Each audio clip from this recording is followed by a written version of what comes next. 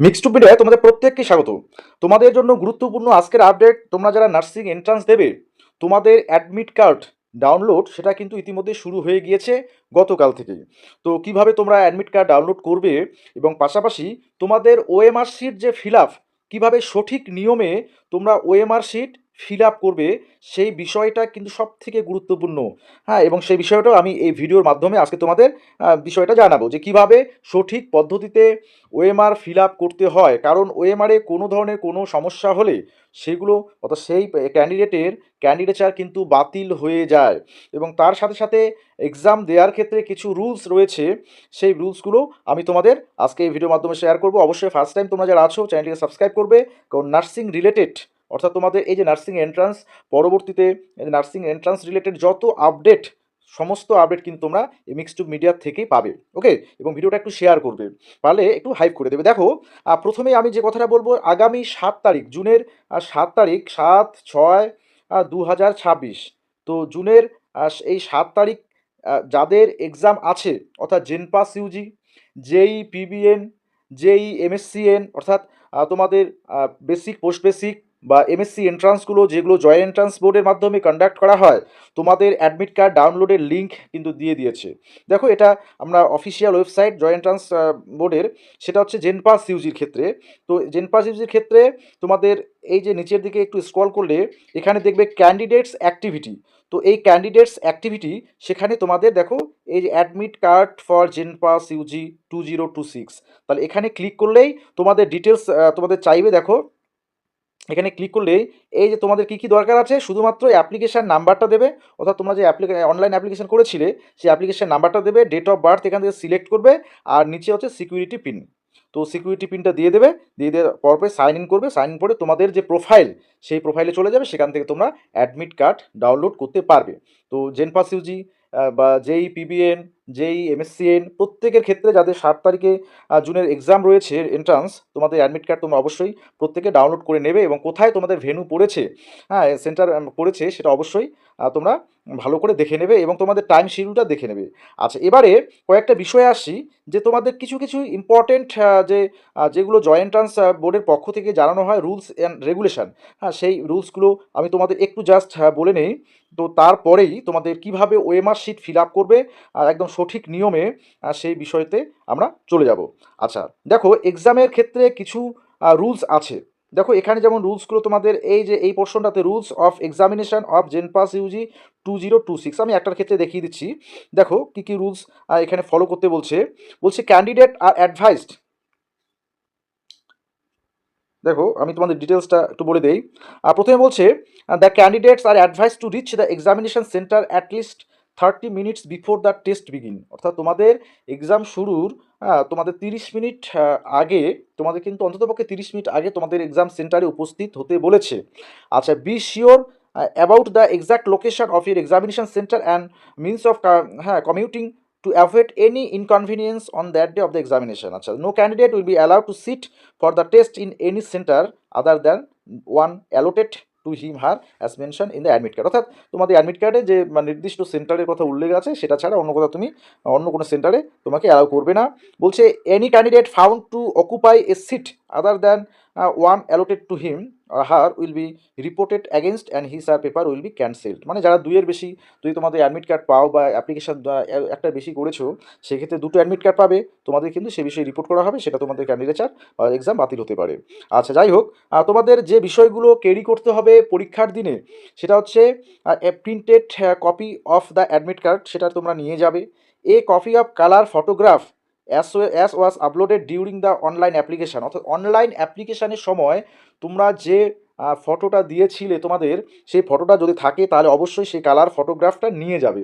ওকে, সেখানে কিন্তু 1 copy colour photograph চেয়েছে। তো যদি না থাকে তাহলে তোমরা রিসেন্ট তোমাদের একটা কালার ফটোগ্রাফ তৈরি করে সেটা অবশ্যই পরীক্ষার দিন অ্যাডমিট কার্ড, সেই কালার ফটোগ্রাফ নিয়ে যাবে। সাথে নিয়ে যাবে ফটো আইডেন্টিটি কার্ড হিসাবে অরিজিনাল একটা, সেটা আধার কার্ড হতে পারে, প্যান কার্ড হতে পারে, পাসপোর্ট হতে পারে, ভোটার কার্ড হতে পারে, 10 স্ট্যান্ডার্ড অ্যাডমিট কার্ড বা স্কুল আইডি কার্ড হতে পারে। ওকে, আচ্ছা, এরপরে বলছে candidates are not allowed to carry any written or printed materials. এগুলো তোমরা প্রত্যেকেই জানো, এগুলো নতুন করে বলার কিছু নেই। কোনো ইলেকট্রনিক্স ডিভাইস সেগুলো যেমন পরীক্ষার হলে প্রবেশ করানো নিষিদ্ধ, বা তোমাদের লক টেবিল থেকে শুরু করে রিস্ট ওয়াচ অর্থাৎ ঘড়িও তোমাদের নিয়ে যাওয়া যাবে না, মোবাইল ফোন এগুলো তো চলবেই না। হ্যাঁ, তোমাদের অর্থাৎ কোনো ধরনের কোনো ইলেকট্রনিক ডিভাইস বা তোমাদের রিস্ট ওয়াচ থেকে শুরু করে কোনো ধরনের কোনো কিছু, অর্থাৎ তোমাদের শুধুমাত্র এক্সাম হলে যে প্রবেশ করবে সেখানে তোমাদের অ্যাডমিট কার্ড, তার সাথে একটা ফটোগ্রাফ, কালার ফটোগ্রাফ, একটা আইডেন্টিটি প্রুফ হিসাবে তোমরা আধার কার্ড, প্যান কার্ড বা ভোটার আইডি বা স্ট্যান্ডার্ড অ্যাডমিট কার্ড সেটা নিয়ে ঢুকতে পারবে। আর তোমাদের একটা ট্রান্সপারেন্ট জলের বোতল সেটা নিয়ে যেতে পারবে। আর সম্ভবত তোমাদের অবশ্যই পেন নিয়ে যেতে হবে, transparent pen.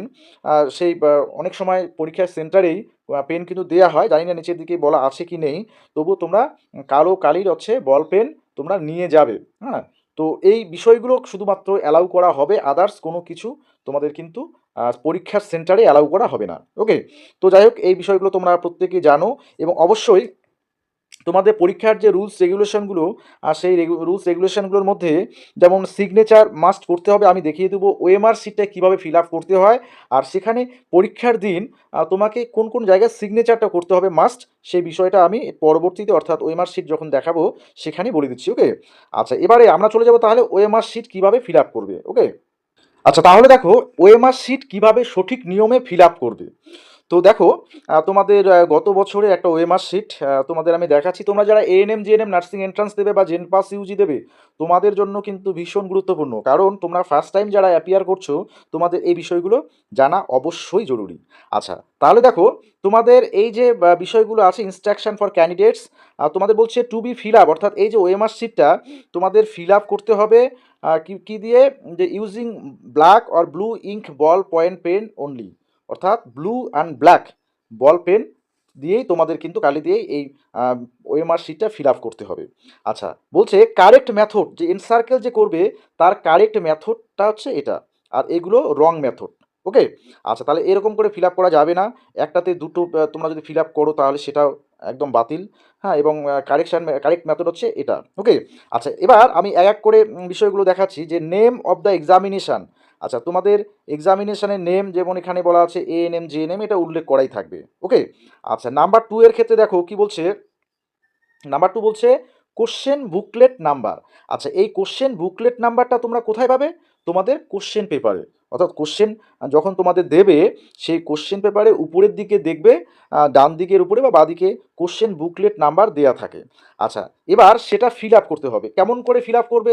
Suppose question booklet number, আমি যদি একটা এক্সাম্পল দিই, যে যদি থাকে সাপোজ 1, হ্যাঁ 1, এরকম 1 1, হ্যাঁ 2 5, এরকম যাই যদি একটা থাকে, তাহলে দেখো যদি প্রথম যে বক্সটাতে অর্থাৎ শুরু যদি 1 দিয়ে হয়, তাহলে তোমরা 1টাকে এখানে গোল করবে, অর্থাৎ এন সার্কেল 1-এ করবে।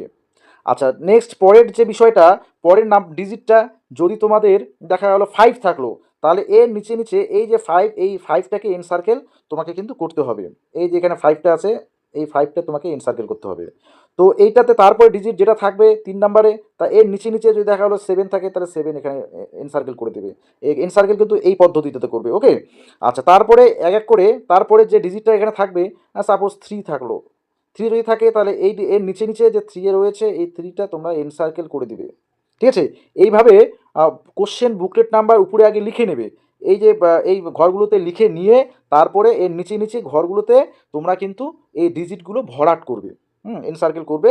এবং অবশ্যই এটা কিন্তু দেখে শুনে একদম ভালো করে এভাবে এন সার্কেলটা করে নেবে। তারপর রোল নাম্বার, তোমাদের অ্যাডমিট কার্ডে রোল নাম্বার আছে, তো রোল নাম্বারটা আগে এখানে বসিয়ে দেবে টোটালটা।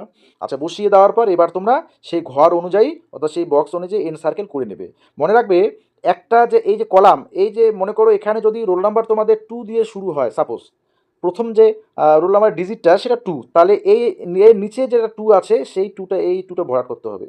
ঠিক আছে, অন্য কোথাও যে সেকেন্ড কলামে 2 আমি ভরাট করব সেটা কিন্তু হবে না, একটা কলামে একটাই ডিজিট ভরাট হবে বা এন সার্কেল করতে হবে। হ্যাঁ, এবার তারপরে ডিজিটটা দেখবে কত আছে, সেই অনুযায়ী নিচে একদম তোমরা এন সার্কেল করে নেবে। এইভাবে প্রত্যেকটা ডিজিটের নিচে নিচে যে ডিজিটগুলো আছে বা এন সার্কেল করে নেবে, বা সার্কেল যে ঘরগুলো আছে সেগুলো এন সার্কেল করে দেবে। ওকে, আচ্ছা, তারপরে দেখো এটা তাহলে রোল নাম্বার হয়ে যাচ্ছে। এরপরে দেখো কি আছে, সেখানে আছে name of the candidate in block letter, অর্থাৎ তোমাদের নাম সেটা তোমরা ইংরেজি বড় হাতের হরফে লিখবে, তাই তো ক্যাপিটাল লেটারে সেটা কিন্তু লিখতে হবে।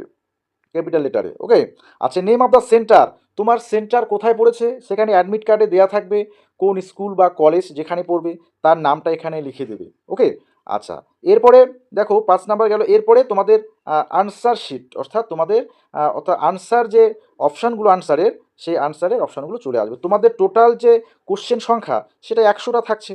তোমাদের জেনপাস ইউজি বা এএনএম জিএনএম এর ক্ষেত্রে সবার ক্ষেত্রে 100টাই থাকে।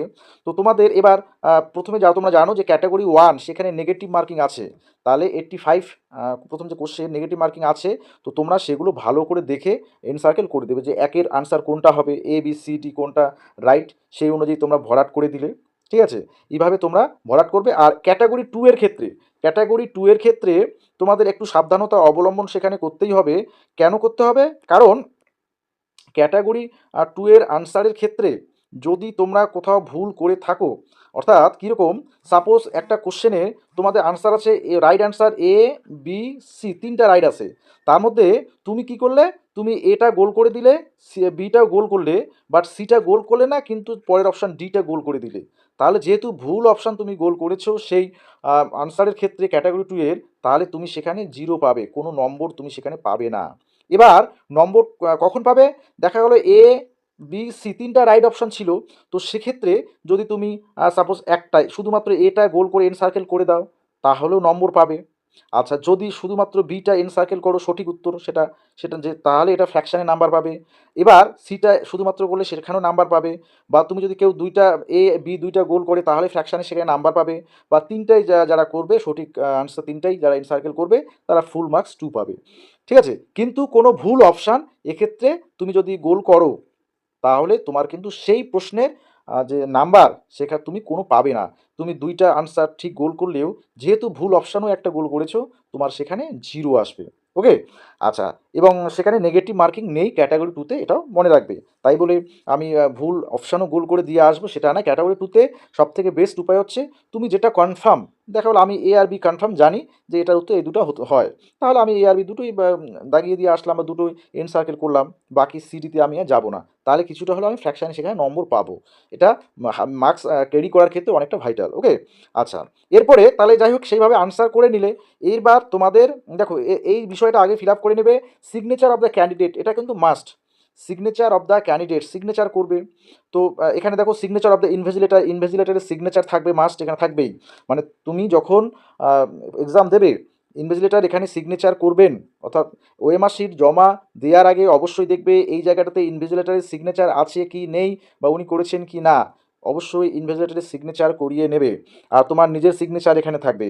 ওকে, আচ্ছা, এরপরে দেখো এবার কেন তোমাদের 1 কপি কালার ফটোগ্রাফ দরকার হয়।